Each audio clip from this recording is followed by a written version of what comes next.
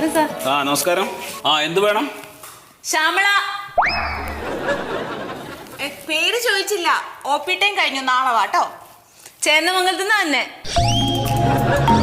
കുട്ടി ചക്കെന്ന് ചോദിക്കുമ്പോ കൊക്കെന്ന് പറയുന്നത് എന്താ?